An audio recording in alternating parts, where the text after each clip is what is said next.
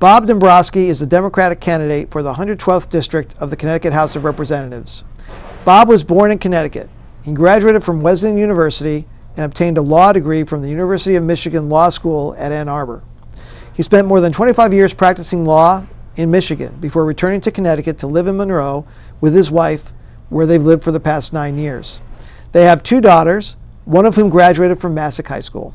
So, Bob, glad to have you here. Nice to be here. So let's just jump right into it. What do you think you can do for Newtown residents if elected as their state legislator? Well, you've read some of my resume, and I can go into much greater detail, but we're under time constraints. But suffice to say that I've had a broad range of experience. I've run for office in the state of Michigan. I've had a broad professional experience in terms of as a practicing attorney. I started out as a legal services attorney in northern Michigan, so I'm very familiar with civil issues, especially those that impact on middle income and poor folks, because that's what I did. I did landlord-tenant, I did domestic relations things, very, very mundane, everyday problems, and I did this for over a decade. In a setting which is somewhat dissimilar to rural and suburban Connecticut, but very similar people.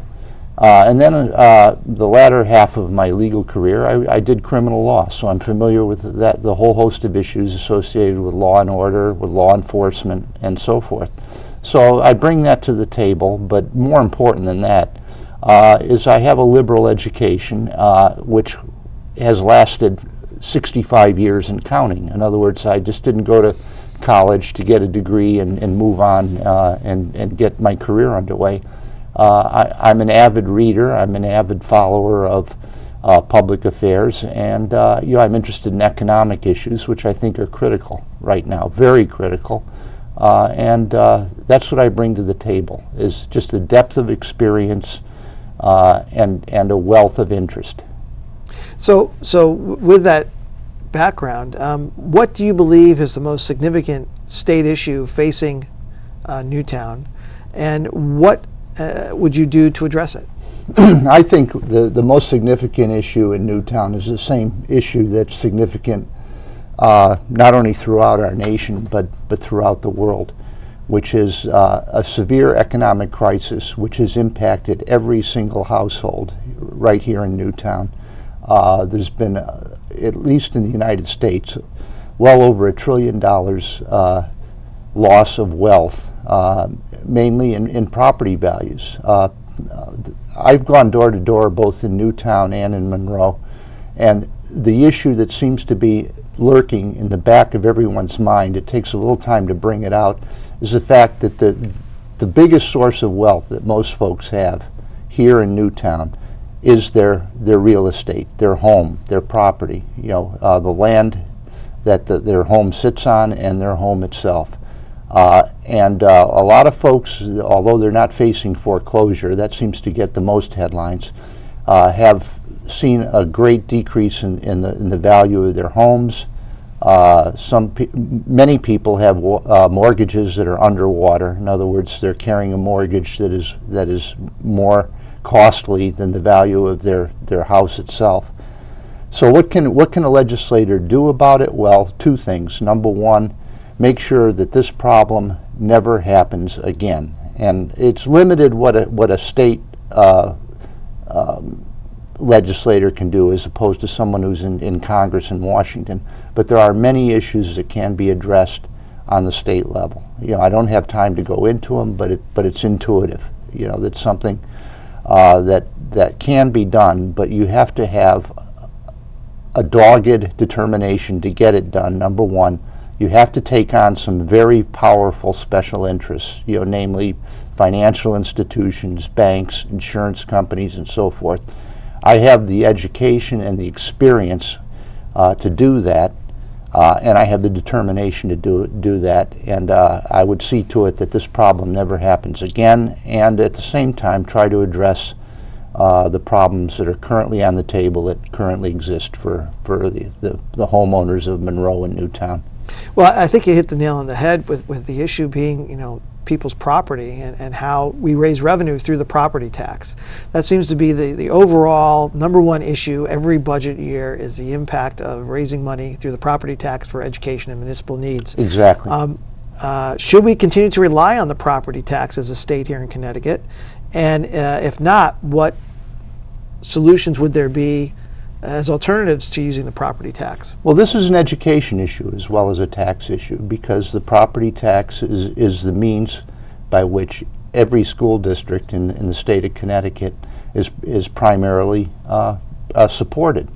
Property values go down, millage rates go up, but the bottom line is, and this is certainly true in Monroe, and it's true in Newtown too, because my wife's niece has two daughters in the Newtown school system, attending Newtown High School, and so I'm aware of this. The problem is basically that you have a source of revenue which is regressive in nature. In other words, you have a lot of senior citizens who are property wealthy, perhaps. Their mortgages have been paid off, and they've seen their property increase in value overall, say over the last 40 or 50 years. But they have very limited income to pay the tax. So the tax is by its very nature regressive and somewhat unfair. So that has to be addressed, and that can be addressed on the state level. There are alternative sources of funding on the state level. You can rely on state aid and so forth. But Newtown and Monroe would, if that becomes the case, would probably do much worse than they're currently doing now by relying on the property tax. So I would not change the basic taxing structure of funding for local services, including education. What I would try to do is try to see that within each jurisdiction the tax is levied in a fairer, more equitable way, so it doesn't impact as much on seniors and older folks whose property may be very valuable, relatively speaking, to somebody who's got a starter house and is in their 20s, but if they're on fixed incomes and they really can't sustain the burden of paying the taxes that currently exist. So what do you believe are the some other critical issues in the race for the 112th district? Well, education is obviously an issue, but I see this as a financing issue primarily. That's why budgets are so strained, is because the sources by which schools and other local services are funded are reliant on the overall state of the economy. So the bigger issues are the smaller issues.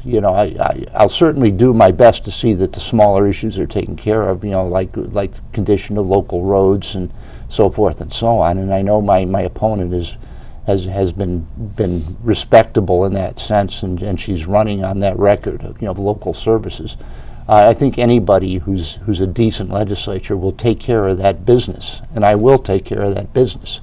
But what I bring to the table is these broader issues that have a very, very intimate impact on every single household, every single family, every single person in this district.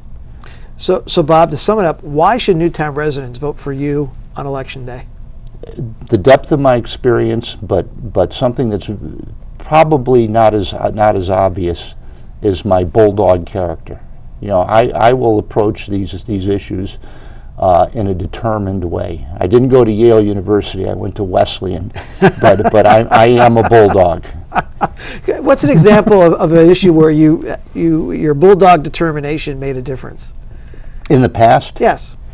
Just trying to keep a legal services program going through severe budget cuts.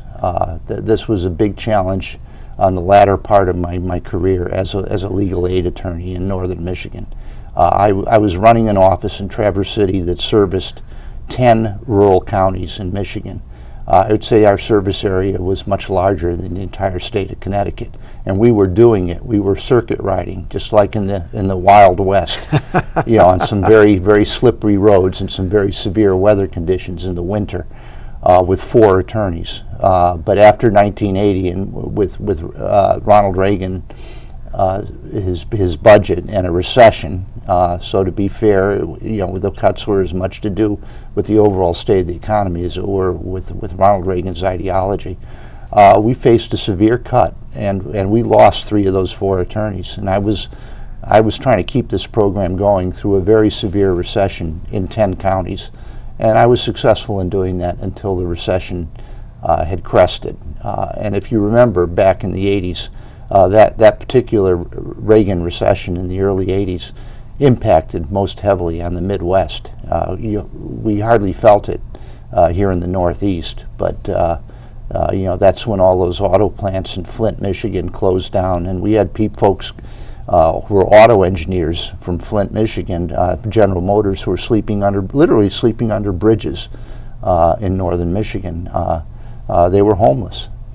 And those are the kind of day-to-day issues I had to deal with alone, and I had to cover 10 counties in the process. Wow, that's an amazing story, and that's a great example of how you bulldog through an issue. So, Bob, thank you very much for being here. Good luck with the campaign. Well, thank you for having me. Thank you for being here.